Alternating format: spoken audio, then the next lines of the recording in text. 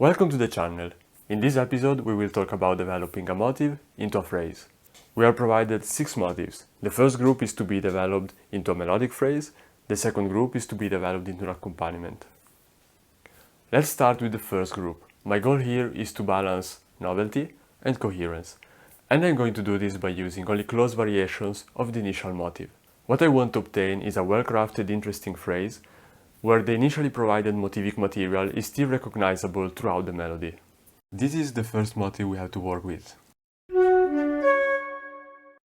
As you can see, there is a dominance of rests over sounds, and the motif itself presents a huge leap. In order to develop this motif into a phrase, I started sketching out some variations.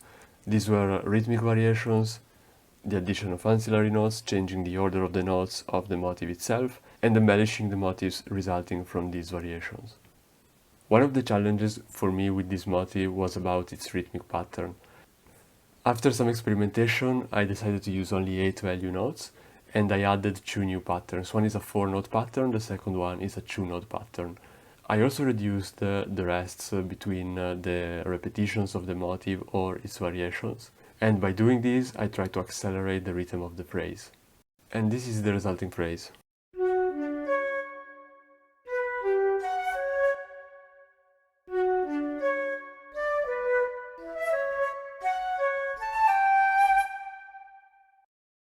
Let's move to the second motif.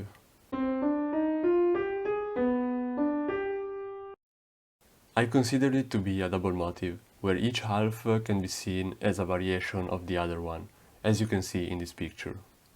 In order to develop this motif, I try to use its components, the triplet, the syncopated note shape, and the whole note.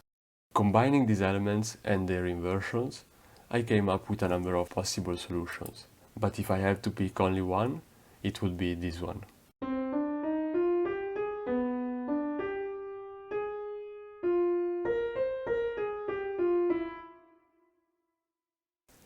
And finally, here is our third motif.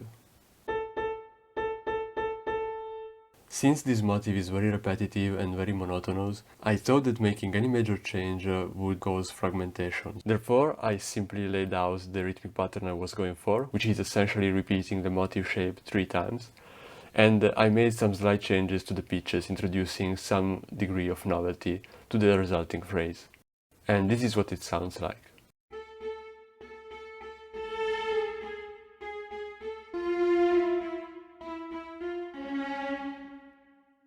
For this specific phrase, I think that making small variations is a good choice because it reinforces the motif's character, which in my opinion represents some sort of tension. So let me know in the comments below if you agree with this consideration or if you would have changed it more drastically. Let's move to the second group. In this case, our motivic material needs to be developed in order to support a melodic line. In this case, we will avoid very strong variations. In fact, I will try to use repetition as much as possible in order to bring coherence and unity to the resulting phrase. I will introduce some minor variation if I think it complements the melodic line without becoming a distraction. This is the first phrase we have to work with.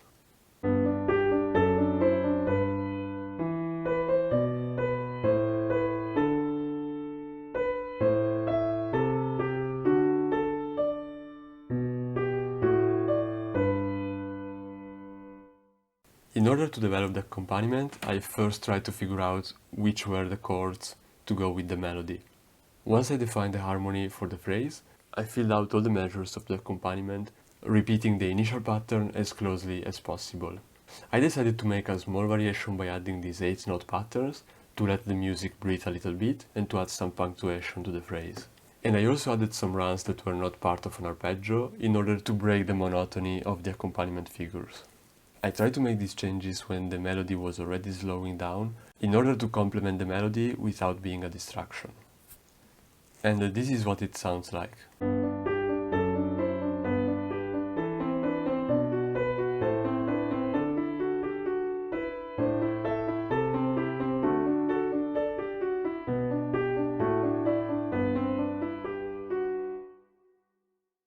For the other phrases, I used a similar approach. So after defining the harmony, I try to fill out the space by repeating the initial shape as closely as possible. In order to allow the music to breathe a little bit and to break the monotony, I added in these new figures into the rhythmic pattern. And this is how the phrase sounds with the accompaniment I came up with.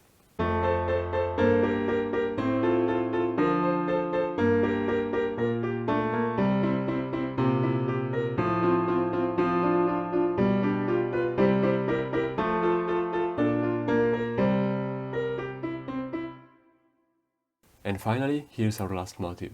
For this one, I try to repeat the pattern that we can see in the second measure, where quarter notes are opposed to eighth notes. After defining the harmony, I essentially tried to write a simple counterpoint, where the accompaniment would use shorter notes when the melody was lower, and vice versa would be using slower notes when the melody was more active. And this is what it sounds like.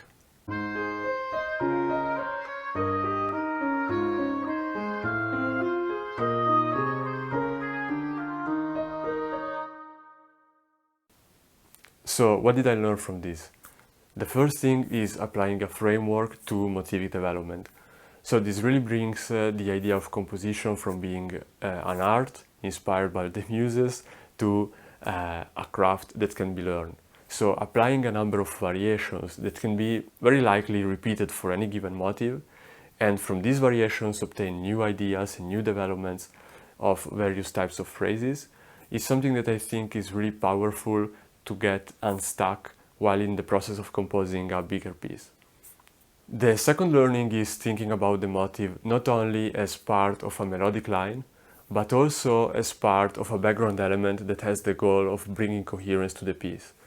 And I think this is interesting because it allows the composer to change the foreground melody more heavily and have it go through major variations without completely losing any coherence and logic of the piece we are composing. That's it for this episode. I hope you found it interesting, and I will see you in the next one.